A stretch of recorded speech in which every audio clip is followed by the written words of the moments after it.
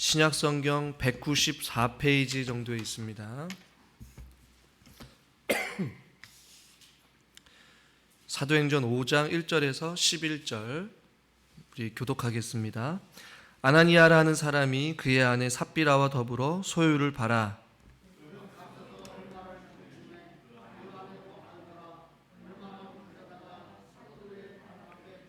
베드로가 이르되 아나니아여 어찌하여 사탄이 내 마음에 가득하여 내가 성령을 속이고 땅값 얼마를 감추었느냐.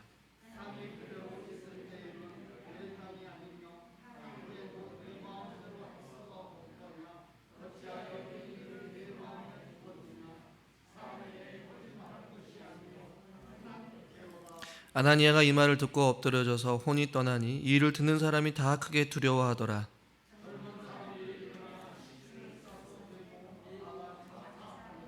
3시간쯤 지나 그의 아내가 그 일어난 일을 알지 못하고 들어오니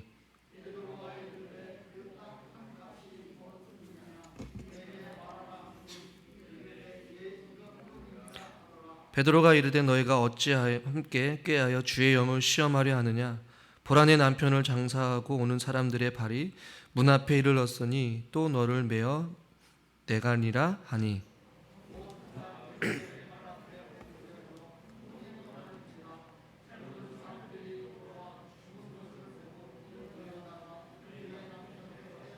같이 읽죠. 온 교회와 이를 듣는 사람이 다 크게 두려워하니라. 아멘.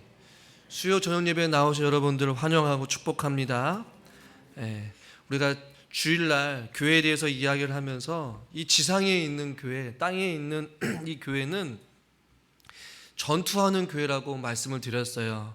오늘 우리가 읽은 본문 또 어제 지난 시간에 이어서 계속 살펴보고 있는 이 교회의 모습은 초대 교회의 모습이죠. 오늘 설교 제목은 큰 싸움으로 제가 제목을 좀 지어봤습니다. 도대체 이 본문이 어떤 큰 싸움이 있느냐.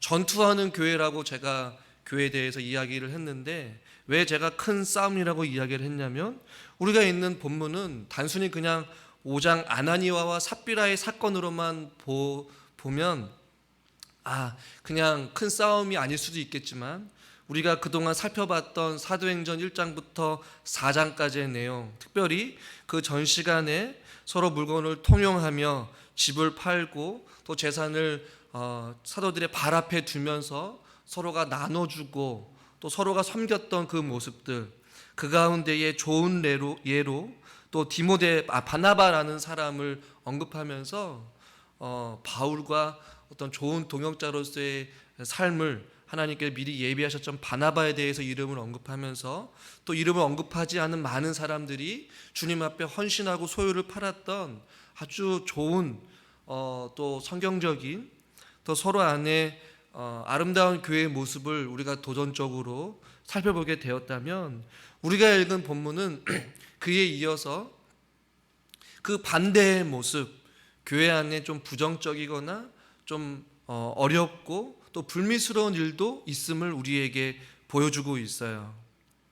여러분 잘은 모르시겠지만 오늘 우리가 읽은 본문을 떠나서 4장 31절을 보시면 한번 4장 31절 한번 읽어볼까요? 자막은 없지만 빌기를 다음에 모인 곳이 진동하더니 무리가 다 성령이 충만하여 담대히 하나님의 말씀을 전하니라. 4장 31절에 좀 눈여겨봐야 될 것은 성령이 충만하였다라고 말씀하고 있어요. 그러나 우리가 읽은 오늘 본문 5장 3절에 보니까 어찌하여 사단이 내 마음에 가득하냐라고 말씀하고 있어요. 자막을 보시면 4장 31절에서 다 성령이 충만하기도 했지만 반대로 사탄이 그 마음에 가득하였다라고 지금 본문이 말씀하고 있어요. 그래서 저와 여러분 읽은 오늘 우리의 본문은 단순히 하나의 사건으로 볼 것이 아니라 성령 충만한 어떠한 사도들의 모습과 반대로 어떠한 아나니와 삽비라의 그 부부 사이에 사단이 마음이 가득한 상태가 그 어떠한 결말을 맞이하였는지, 즉 성령이 충만한 그리스도인과 또 그 마음에 사단이 마음이 가득한 어떤 그리스도인의 또 다른 모습, 이것이 어디 안에 있었냐면 교회 안에 있었다라는 얘기예요. 성도들 안에, 사도들 안에, 믿음의 사람들 가운데 있었단 말이에요.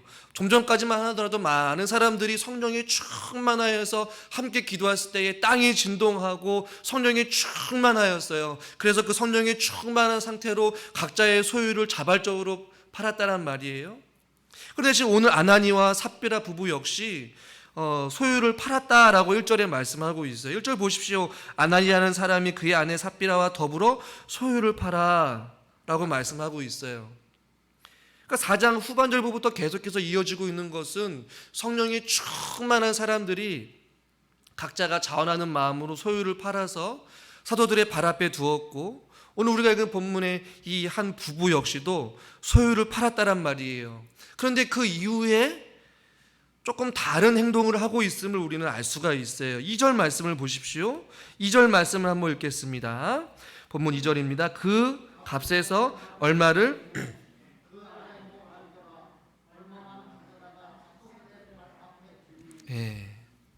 앞에 4장의 후반절 내용과 뭐가 다릅니까? 사도들의 발 앞에 두기는 두었어요. 그런데 이 부부는 조금 다른 행동을 취해요. 무엇이냐면 2절에 얼마를 감추었다라는 표현을 썼어요. 막상 소유를 팔다 보니까 수중에 돈이 들어오자 그들의 마음이 변하게 되었다라는 것이에요. 결국 거짓된 행동들이 들통이 나게 되고 결론적으로 두 부부가 시간차를 두고 죽음을 맞이하게 되는 사건이 오늘 저와 여러분 읽은 본문이에요.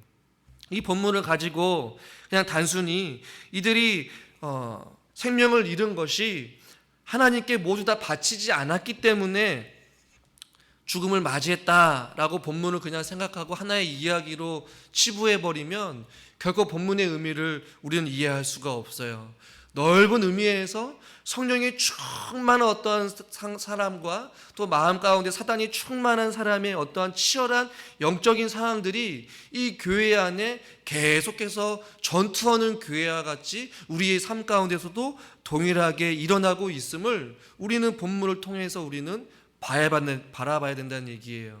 지금 보이지 않는 큰 싸움이 일어나기 시작한 것이에요. 누군가의 성령이 충만하였지만 그 성령이 충만한 상황들 가운데서도 누군가는 그 마음 가운데 다른 것이 가득 차 있음을 우리는 보게 된다는 것이죠. 생각해 볼 문제는 무엇이냐면 아나니와 삽비라 역시 재산을 팔아서 사도들의 발 앞에 놓는 것은 누구의 강요나 강압에 의해서 한 것이 결코 아니었어요. 그들도 같이 기도하고 같이 은혜를 받고 자발적으로 하나님 앞에 소유를 팔았다란 말이에요. 근데 막상 그 재산을 팔지 않더라도 그 누구도 탓할 사람도 없어요. 뭐라고 할 사람도 없어요. 왜 우리는 재산을 팔았는데, 땅을 팔았는데 너는 왜 재산을 팔지 않았냐라고 누구 하나 정죄할 사람도 없었어요. 이 부부 역시 자발적인 마음으로 그들의 소유를 팔았다란 말이에요. 또 하나 그 중에 일부를 내더라도 누구 하나 뭐라 할 사람이 없었어요. 그런데 오늘 본문을 통해서 우리가 알 수 있는 것은 무엇이냐면 그들의 잘못이 무엇인지를 베드로가 정확하게 말씀하고 있는 것 같아요. 이 3절 말씀을 한번 읽겠습니다. 3절입니다. 베드로가 이르되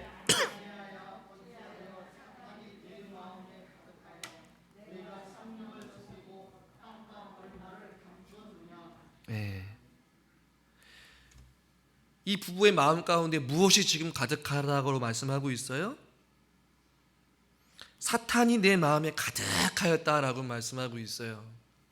4장까지는 뭐예요? 많은 사람들이 성령이 충만하였어요. 그리고 이 부부 역시 성령으로 어떠한 마음 가운데 감동이 있어서 자원하는 마음으로 땅을 팔았는데 막상 눈앞에 그 손에 짊어진 그 돈을 보자 그 마음 가운데 사단이 그 마음을 사로잡았다라는 것이에요. 그리고 베드로는 왜 속였느냐, 왜 성령을 속이고 땅값 얼마를 감추었느냐 라고 말하고 있고 4절에서 뭐라고 말씀하고 있냐면 이렇게 말씀하고 있어요. 4절도 같이 한번 읽겠습니다. 땅이 그대로 있을 때에 내 땅이 아니면 판후에도 내 마음대로 할 수 없더냐, 어찌하여 이 일을 내 마음에 두었느냐. 거짓말한 것이 아니요 하나님께로다. 얼마든지 적당하게 낼 수 있는데 왜 그것을 속이고 너희들이 이렇게 하나님 앞에 내느냐라고 지금 말하고 있는 것이죠. 얼마를 감추다라는 이 단어는 동일한 사건이 여호수아 7장에 나오고 있어요. 이 아간의 범죄를 이야기하고 있는데, 아간이 물건을 훔치고 감춘 그 행위가 여기서 말하는 얼마를 감추다라는 단어와 동의어로 쓰여졌거든요. 여호수아서 7장 21절 말씀을 같이 한번 읽어보겠습니다. 내가 노력한 물건 중에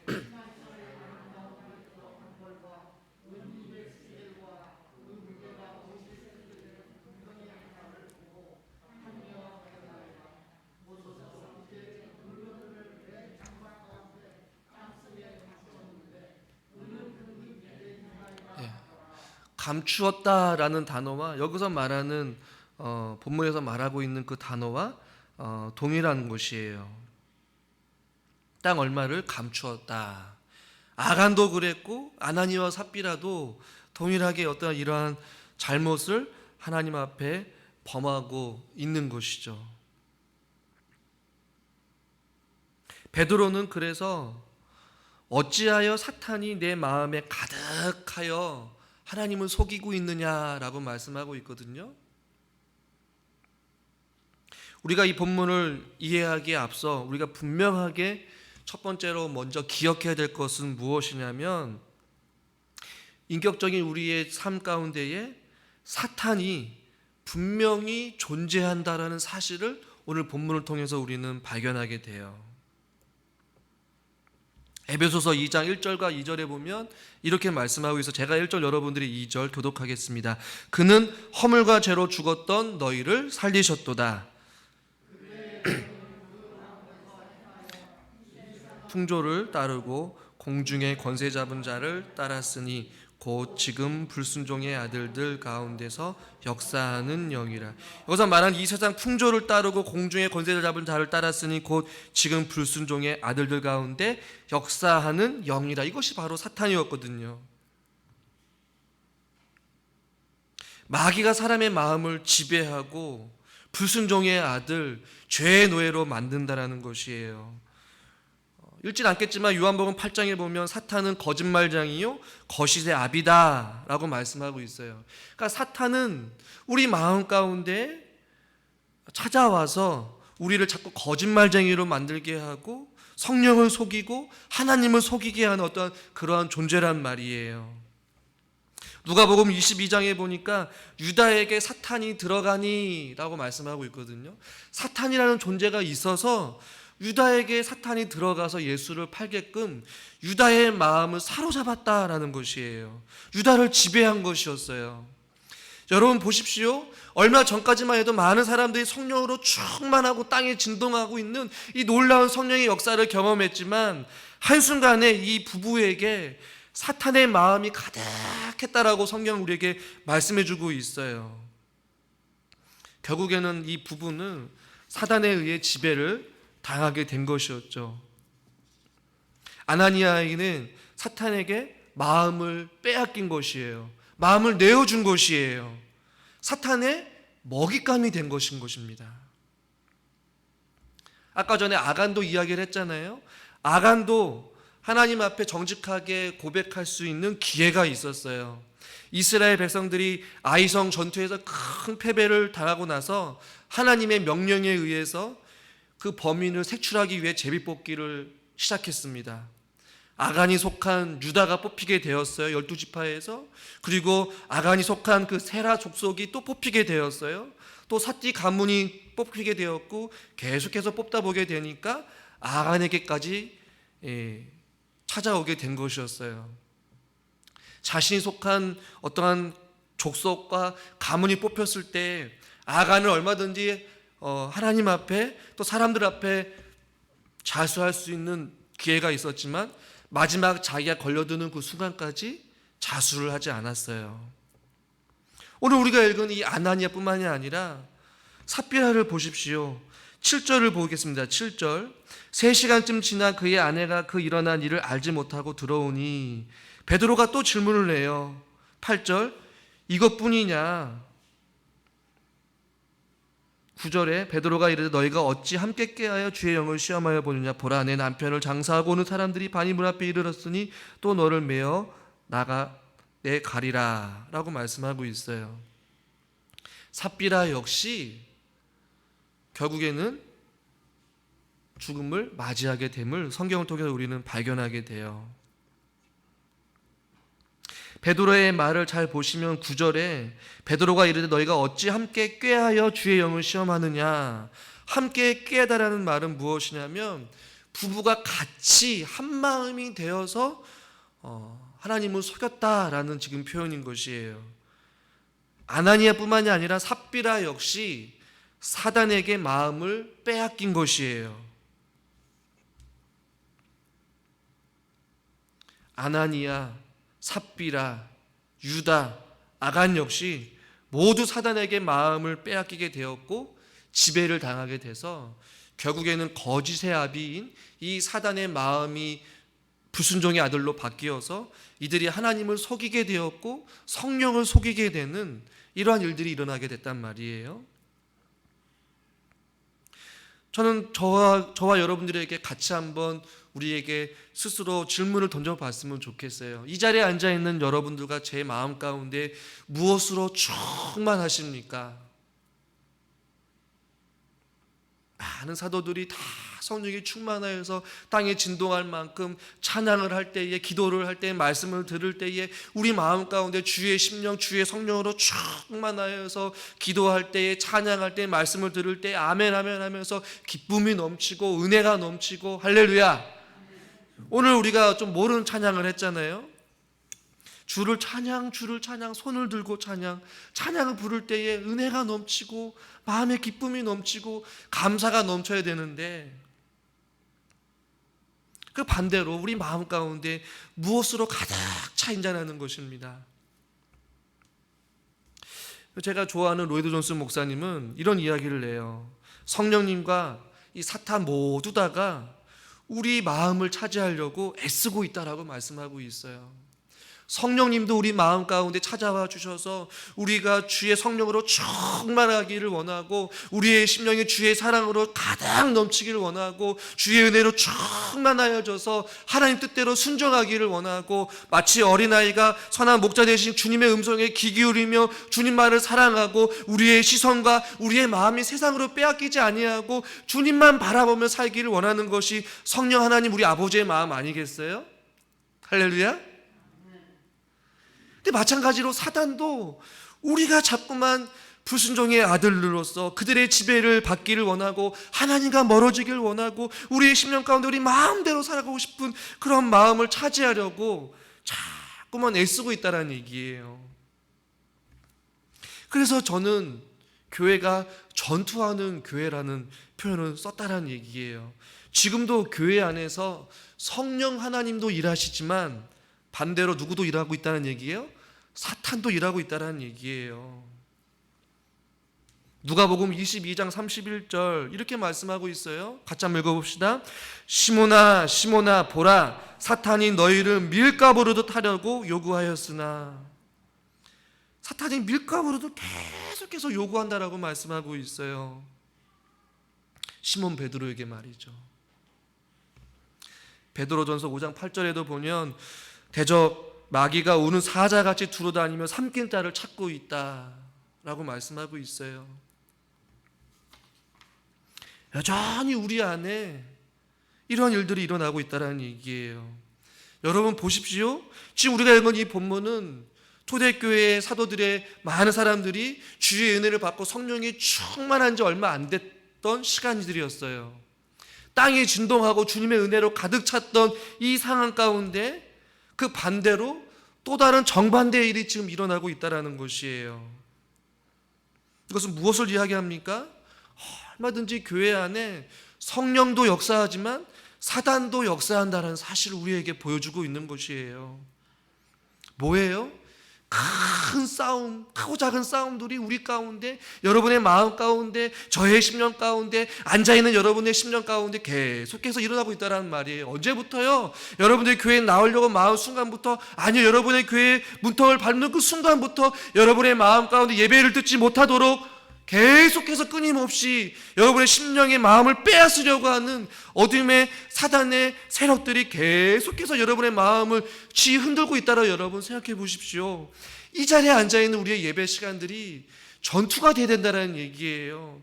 사단아 물러가라. 우리의 마음을 빼앗기려고 하고 주의 말씀을 집중하지 못하게 하고 자꾸만 앉아서 딴 생각을 하게 하는 그 마음들을 우리는 내려놓고 주님 앞에 말씀 앞에 우리는 주의 은혜로 주의 사랑으로 충만할 수 있도록 위하여서 여러분들이 깨어 있을 수 있기를 주님의 이름으로 축원합니다.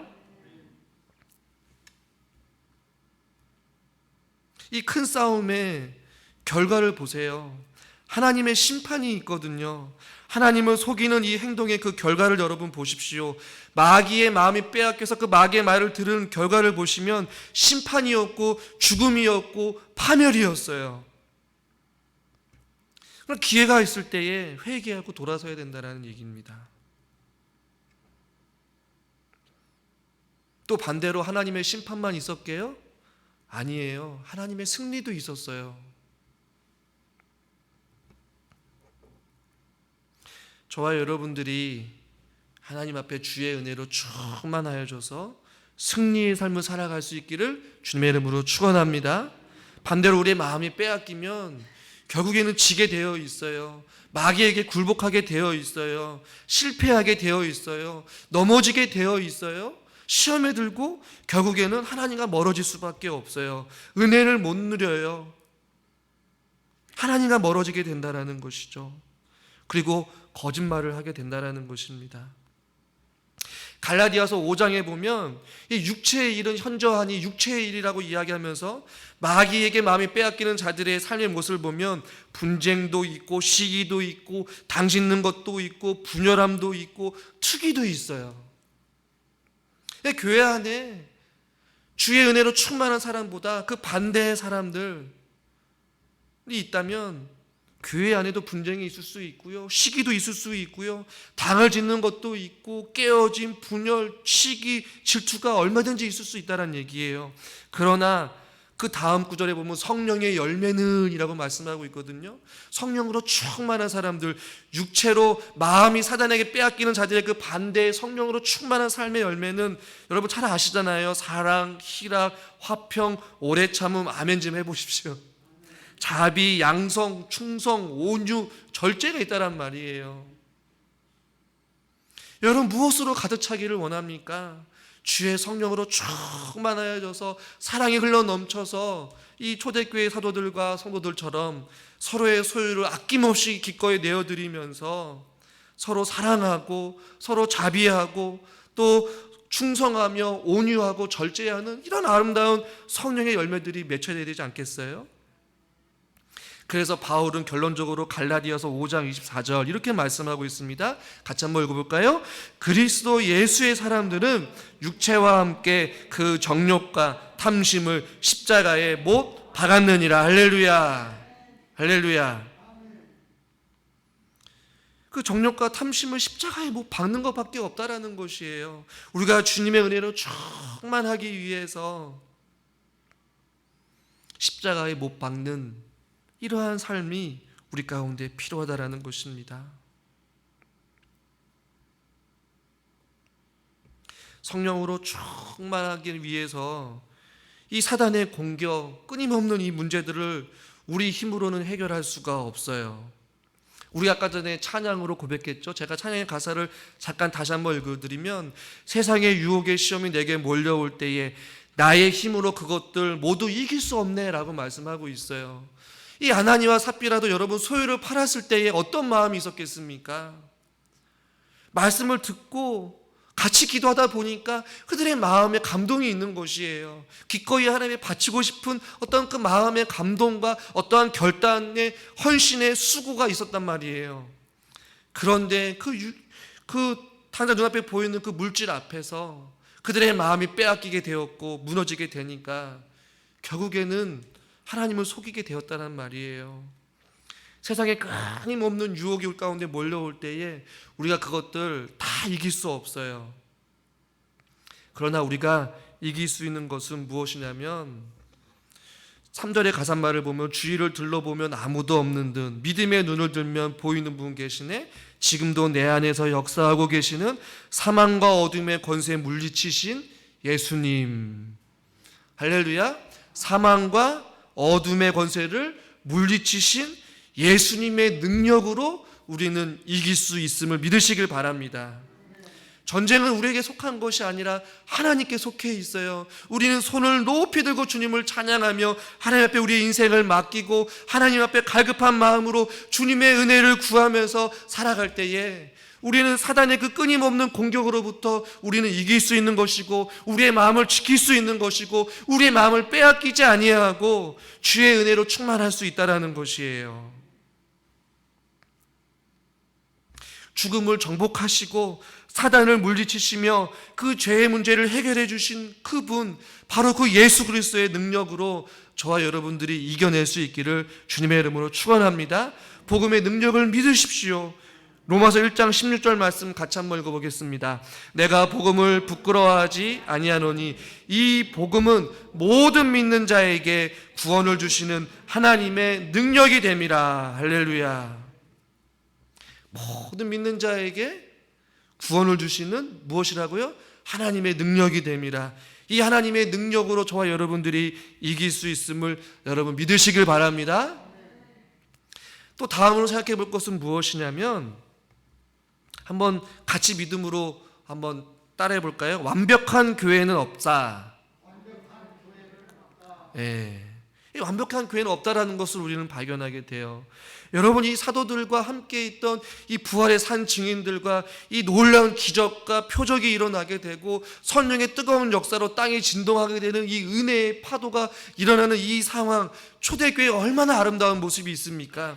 그러나 이 예수님의 제자들, 이 사도들, 부활의 산 증인인 이 사람들도 성령으로 충만한 모습도 있었지만 반대로 아나니아와 삽비라와 같이 마음이 빼앗기고 또 연약하고 탐심으로 탐욕으로 넘어지기도 하고 쓰러지기도 하고 시험에 들기도 했다라는 것이에요. 이것은 우리에게 도전을 주기도 하고 또 위로를 주기도 합니다. 어떤 도전을 줍니까? 이 사도와 같은 이 성령으로 충만했던 이 초대교회에서도 연약함이 있었고 완벽하지 아니하였고 또 어려움을 겪기도 했다라는 것이에요. 또한 반대로 그럼에도 불구하고 다음 주에 살펴보겠지만 이런 어려움과 위기 속에서도 또 다른 하나님의 은혜가 계속해서 이어지고 있음을 보게 돼요.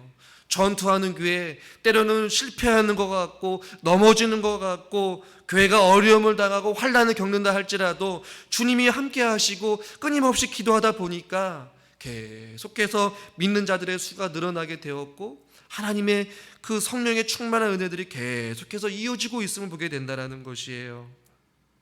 여러분, 완벽한 교회는 없어요. 목회자도 연약하고 우리 앉아있는 저와 여러분 다 연약한 사람들 아니겠어요?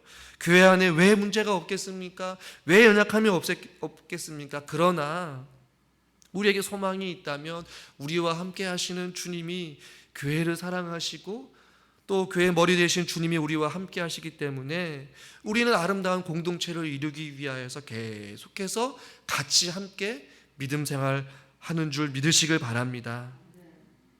완벽한 교회는 없지만 아름다운 공동체를 이루기 위하여서 저와 여러분들이 함께 걸어갈 수 있기를 주님의 이름으로 축원합니다.